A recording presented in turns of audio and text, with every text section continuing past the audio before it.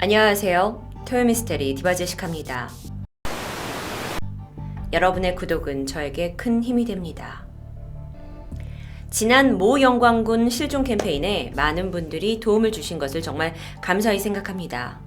누군가의 아이가 실종되었을 때 어떤 조사가 이뤄지고 또 그 부모님의 마음은 어떠할지를 간접적으로나마 전달해드리기 위해서 오늘은 영국에서 있었던 한 중학생 실종 사건을 소개할까 합니다. 시간은 2007년 9월 13일 영국의 동캐스터 지역에 살던 당시 14살의 소년 앤드루 고스덴. 아이는요, 여름방학을 막 끝내고 새학기를 시작하는 설레임의 시기를 보내고 있었습니다.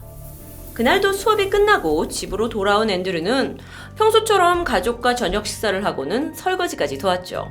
그리고 샤워를 하고는 아버지와 함께 컴퓨터 퍼즐을 만드는데 한 1시간 정도를 보냅니다. 이후 가족들은 거실에 모여서 코미디 프로그램을 시청하면서 화목한 가족의 시간을 보냈죠. 아무것도 이상할 게 없는 아주 평범한 날이었습니다. 그리고 다음날 아침 식사 시간이 다 되었는데 앤드류가 방에서 나오지 않는 겁니다. 아니, 애가 또 늦잠을 자나? 어머니는 앤드류를 깨우러 방으로 갔는데 오늘따라 일어나기 싫다는 아이의 잠투정이 아주 심한 날이었습니다. 하지만 이건 종종 있는 일이었고 엄마는 준비를 독촉해서 아침을 먹이고는 오전 8시 5분 앤드류는 학교를 가기 위해 집을 나서게 되죠. 그리고 저녁이 되었습니다. 이제 다시 온 가족들이 하루를 끝내고 식사를 위해서 모였어요. 어라? 근데 앤드류만 보이지 않습니다. 얘 또 어디 간 거야? 앤드류는 보통 지하에 있는 자기만의 공간에서 게임을 하거나 숙제를 하면서 시간을 보냈기 때문에 엄마가 지하에 내려가 봤죠? 문을 열어보니 앤드류는 없었습니다. 어쩌면 친구나 또는 이웃집에 놀러 간 게 아닐까 생각을 하고 가족들은 그대로 앤드류 없이 식사를 마칩니다. 하지만 시간이 점점 늦어질수록 앤드류가 돌아오지 않았고요. 연락도 없어요. 그래서 걱정이 된 부모님은 이웃들과 친구들에게 전화를 돌리게 됩니다. 앤드류 거기 있어요? 평소 잘 놀러가던 이웃집에 연락을 해봤지만 아이가 왔다 간 흔적은 없었습니다. 평소 앤드류와 같은 학교에서 친하게 지내던 친구에게 전화를 걸게 되는데 여기서 깜짝 놀랄 이야기를 듣게 되죠. 앤드류 오늘 학교 안 왔는데요? 그때 시각이 저녁 7시였어요. 즉각적인 부모의 실종 신고 그리고 경찰들이 출동합니다. 학교와 아이가 평소 자주 가던 근처 지역을 샅샅이 조사했습니다. 하지만 아이는 어디에도 없었죠. 다행히 실종 신고 3시간 만에 이렇게 전단지가 만들어졌어요. 가족과 이웃은 밤 늦도록 이 전단지를 돌리면서 초조하게 앤드류를 찾아다녔고요. 경찰들은 혹시 사고를 당해서 집에 돌아오지 못하는 것이 아닌가라는 생각에 근처 숲까지 다 수색을 했지만 허사였습니다. 그렇게 입이 바짝바짝 마르는 기다림의 시간은 계속해서 흘러가 버렸습니다. 실종 3일째입니다. 집 근처를 지나는 모습의 CCTV가 발견이 되었어요. 아이가 움직인 방향을 따라서 CCTV를 추적하게 되는데 이 화면 속의 앤드류의 모습은 가족에게 아주 낯선 모습이었습니다. 아이는 실종 당일 오전에 집을 나왔어요. 그리고 런던행 열차를 탄 사실을 발견합니다. 분명 그날 8시 5분 학교에 간다면서 집을 나섰는데 학교 쪽이 아닌 다른 방향으로 걸어가서 공원에 한참 앉아 있습니다. 그리고 얼마 뒤 다시 자신의 집으로 돌아갔고요. 교복을 벗고 검은색 티셔츠와 청바지로 갈아입고는 평소 자주 사용하던 가방을 챙깁니다. 가방 안에는 지갑과 열쇠 그리고 게임기 정도가 들어있었어요. 외투나 여분의 게임 배터리는 챙기지 않았던 것 같아요. 오전 8시 반 집을 이렇게 옷을 갈아입고 집을 나서고는요. 곧장 현금 인출기에 갑니다. 그리고 200유로를 직접 인출해요. 200유로라면 한화로 30만 원 정도인데요. 그리고 나서 아이가 동캐스터 기차역으로 향했습니다. 그는 역에서 런던으로 향하는 편도 열차 티켓을 샀고 9시 35분 기차에 몸을 싣습니다. 이 모든 과정에서 앤드류는 혼자였습니다. 만 14살의 중학생 남자아이가 기차에 혼자 탄 것은 충분히 이상해 보일 만도 한데요. 마치 아이는 아무 일도 없었다는 듯 기차 안에서도 게임에 몰두하고 있었고요. 근처에 앉아있던 승객들은 아이에게 말을 걸거나 신고할 생각을 하지 못했죠. 그리고 기차 안에서 게임에 몰두하고 있는 그 모습이 앤드류가 목격된 마지막 모습입니다. 이후 아이는 도대체 어디로 간 걸까요? 자, 경찰들은 이렇게 생각했어요. 혹여 가족들과의 어떤 불화, 문제가 있었던 것은 아니었을까? 또는 중학생이었으니까 학교 생활에서 괴롭힘을 당하거나 고통을 당한 게 아니었을까?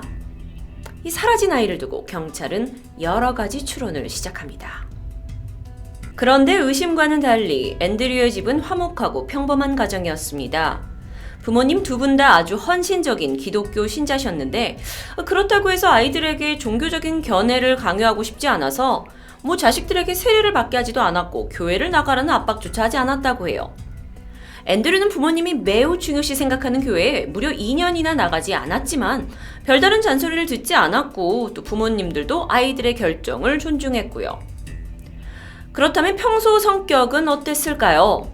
아이는 차분한 성격의 아이였습니다. 밖에 나가서 뛰어노는 것보다는 주로 집안에서 비디오 게임을 하거나 친구와 어울리는 소위 집돌이로 불렸죠. 학교에서도 마찬가지였습니다. 평범하고 차분한 성격에 눈에 잘 안 띄는 스타일이었고요. 꾸준히 상위권 성적을 유지했고 출석률도 좋았고요. 아이를 담당했던 선생님들은 그를 나이보다 좀 더 성숙하고 조용한 아이로 기억합니다.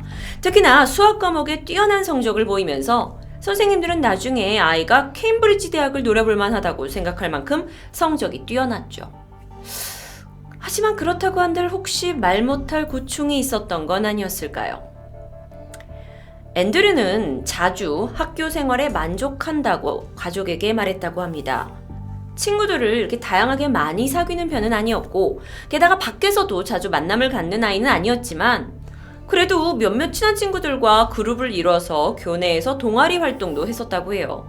그러니까 사실 큰 문제가 발견된 건 아니었죠. 그나마 다른 또래 아이들과 조금 달랐던 모습은 앤드류의 12번째 생일에 부모님이 핸드폰을 선물합니다. 그런데 별로 사용을 하질 않아요. 어느 날 아이가 핸드폰을 잃어버리게 됐죠. 그래서 다시 새 핸드폰을 사주겠다라고 했지만 그것도 별로 반기지 않는 것처럼 보였습니다. 물론 또래보다 조금 다를 수 있지만 이것도 개인차가 있기에 이상하다고 할 만한 점은 아니었습니다. 앤드류에 대해서 좀 더 조사를 해보니 아이는 14살밖에 되지 않았지만 정확한 취향과 취미가 있었습니다. 비디오 게임을 좋아했고요. 메탈 밴드에 큰 관심을 보였고요. 취미로는 특이한 암석을 모으기도 했고 그 외 책 읽는 것도 좋아했습니다. 행여나 우울증을 앓고 있는 모습 또는 집단 괴롭힘을 당하는 그런 징후는 아예 없었다고 해요. 그렇다면 도대체 왜 아이는 부모에게 말하지도 않은 채 홀로 런던행 기차에 올랐던 걸까요? 그것도 편도 티켓을 끊고요.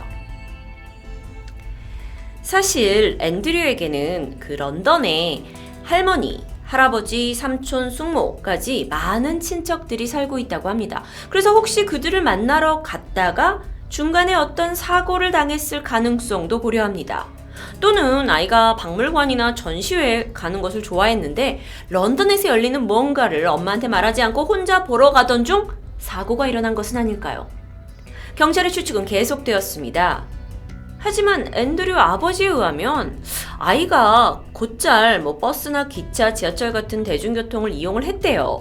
그래서 혼자 짧은 여행을 하루 정도 다녀오는 일도 있었다고는 하지만 오히려 그렇게 익숙한 아이이기 때문에 어딘가 길을 떠났다가 차를 잘못 타고 이런 방향은 아닐 거라고 얘기합니다. 그러다 보니 경찰은 수사의 방향을 잃어버린 채 미궁에 빠지게 됩니다. 그리고 얼마 지나지 않아 앤드류 실종 사건은 언론에 대대적으로 보도되기 시작합니다. 그러니까 네티즌마저 이제 여러 가지 추론을 내놓기 시작하죠. 어쩌면 인터넷을 통해서 사람을 만나기 위해서 런던으로 떠났을 수도 있다라는 이야기가 떠돌기 시작했어요. 그래서 경찰은 그 가능성도 고려를 해서 인터넷 기록을 조사합니다.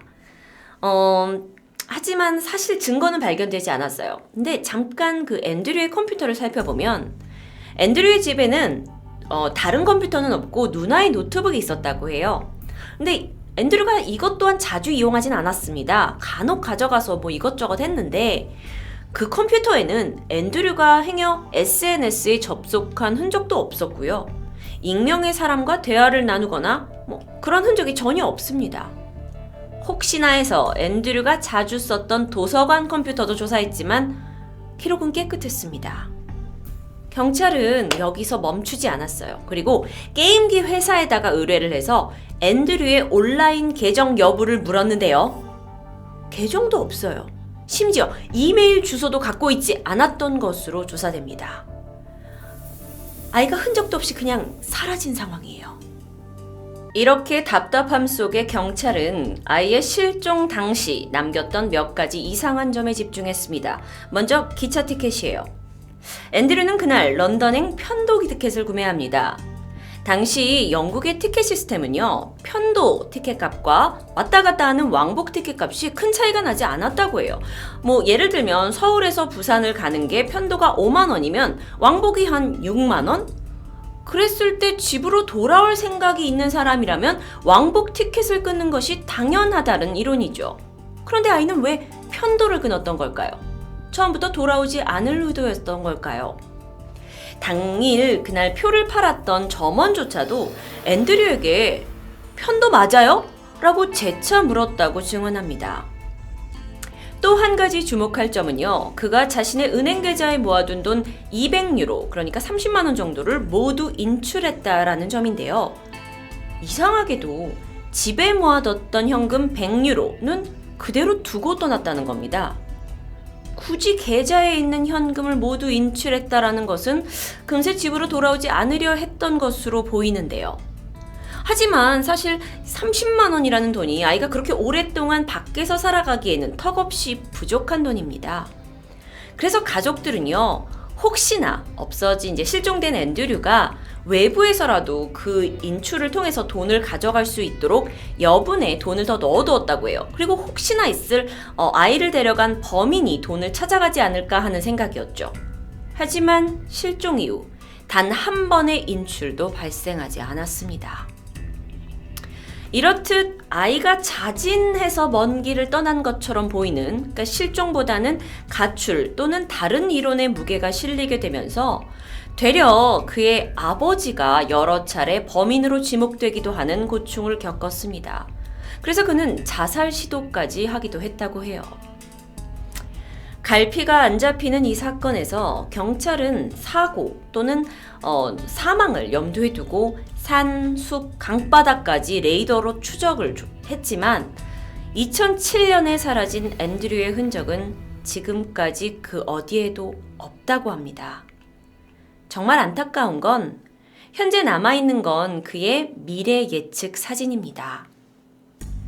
실종이냐, 가출이냐, 사고냐 수많은 추측이 있었지만 대대적인 언론 보도에도 불구하고 지금껏 아이의 생존 여부를 알려줄 전화 한 통 없다는 것은 부모들에게 그저 불길함을 더하고 있지는 않을까요? 아직도 영국의 실종 미스테리로 불리고 있는 이 사건은 부모님의 마음은 계속 타들어가지만 10여 년이 지난 지금까지도 아이의 미래의 사진을 이렇게 전단지로 만들고 돌리면서 아버지는 행여 있을 제보를 기다리고 있다고 합니다. 오늘은 영국에 있었던 안타까운 실종 사건 전해드렸습니다. 토요미스테리 디바제시카였습니다.